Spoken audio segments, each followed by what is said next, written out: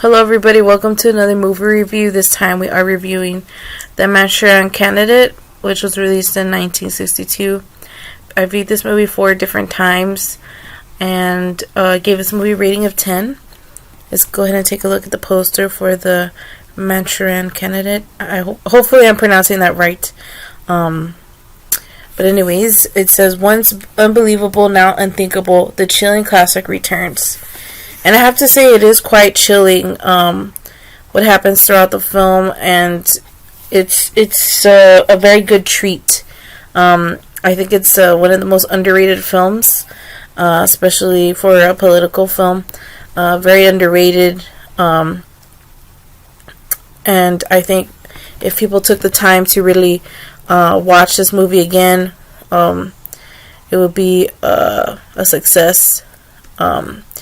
Especially if you're intellectual, I think you appreciate this film. It says the Manchurian Candidate is a brilliantly made political picture. Now remember, the book was written in 1959 and the film was released in 1962, which was approximately 1 year before the JFK assassination. JFK knew all about the film and gave the filmmakers an expressed approval to go ahead with the project. There is no telling if Lee Harvey Oswald did see the film and was inspired by it. Pretty chilling stuff. Busts of Abraham Lincoln and his likeness are often shown because he was assassinated after the end of the Civil War. So it's a tie-in of what was going on to happen in the Manchurian Candidate, if you hadn't realized that. Manchurian Candidate. I think that's how you pronounce it. The performances rendered by the cast are impeccable. It's Frank Sinatra, Lawrence Harvey, Angela Lansbury, and Kai Diane who make the Manchurian Candidate a chilling classic. There are many excellent scenes.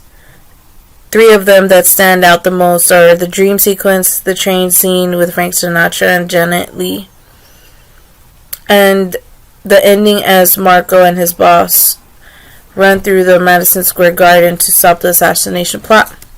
All in all, The Manchurian Candidate is among the best films ever. The Manchurian Candidate, a one-time box office failure, is the greatest political thriller ever made. Lawrence Harvey will always be unforgettable as Raymond Shaw, the tragic figure. And it's the best work ever done by Angela Lansbury, who is at her chilling best. She was only 3 years older than Lawrence during the film.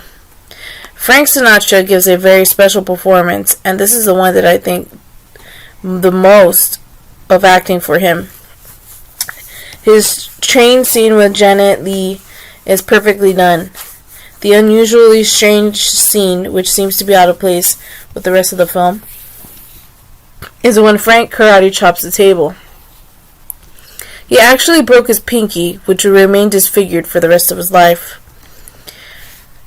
John Frankenheimer has always been a great director, but The Manchurian Candidate is the number 1 for him and remains the standard. If not for the dream sequence, which really adds a dimension to the film, The Manchurian Candidate probably would not have been the masterpiece as it is. In fact, Frankenheimer was slated to direct Breakfast at Tiffany's, but Audrey Hepburn said, "Who is John? Never heard of him." And that's how he ended up as the director of The Manchurian Candidate. And we can all thank the stupid fool for it. Frank Sinatra was rumored to have the film pulled from circulation due to JFK's assassination, and it wouldn't be re-released until 1987. But the fact is that it happened in 1972, not 1963.